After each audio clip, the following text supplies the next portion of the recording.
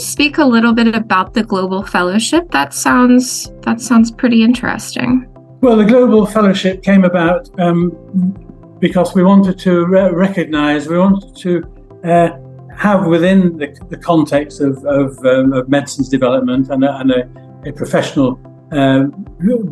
body representing medicines development, a group of people who were considered to be senior and high achievers and people who were recognized as such amongst their peers within the world of medicines development. And so we developed the concept of recruiting a cohort of global fellows who met the criteria for qualifications, for vocational qualifications and experience and achievement in medicines development, which made them recognizable by their peers as being eligible and deserving of the award of a global fellow in medicines development. This first cohort came along in 2020, and we from the nominations from our students and from others in and around the world of medicines development, we had many nominations for the Global Fellowship, and through the achievement of the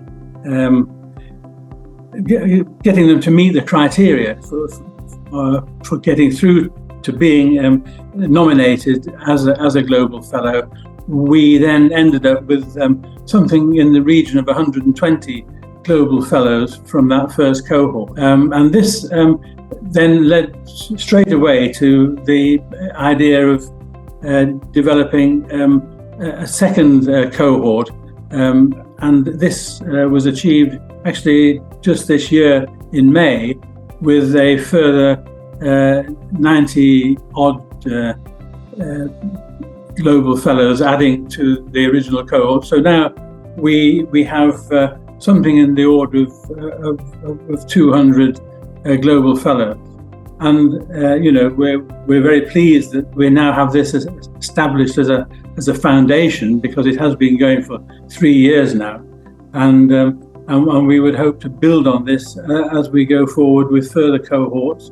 of Global Fellows. This year we had a ceremony for admission of the Global Fellows in London, and we were able therefore to meet in person quite a number of the Global Fellows, and it was really a very exciting and distinguished event, which from which they got their awards of the Global Fellowship. And this was really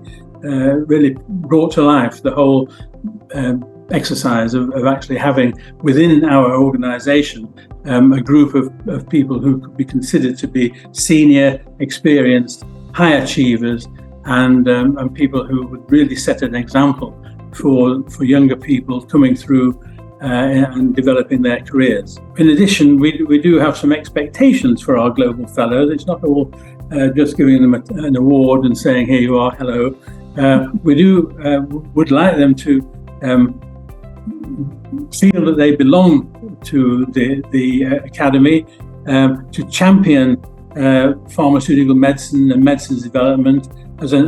a profession, to communicate the intrinsic value of their award as a Global Fellow and what they can do with it, to promote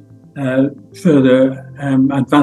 advancement of the profession of pharmaceutical medicine, connecting with peers and others to identify and nominate the next cohort of Global Fellows. It's very important that this comes from within the world of medicines developers, so that people have the opportunity to have their peers recognised in this way. And this internal selection and nomination of appropriate people for Global Fellows seems to us to be the right way to go about selecting those people who really are representative of medicines development at a senior level. We'd also like the Global Fellows to cultivate professional bodies and associations in pharmaceutical medicine and medicines development through membership or affiliation and support of the professional activities that take place. We live in a rather small world, and it's important that we have connectivity and networking opportunities, and that medicines developers throughout the world can come together, in this sort of way to make synergies and to help to develop medicines development, which ultimately is in the interest of patients. And finally, collaborating with the Academy's own programs to both contribute to and to receive education from the Academy is again a good way for the Global Fellows to collaborate with the aims and ambitions of the Academy, but both by receiving and giving of their experience.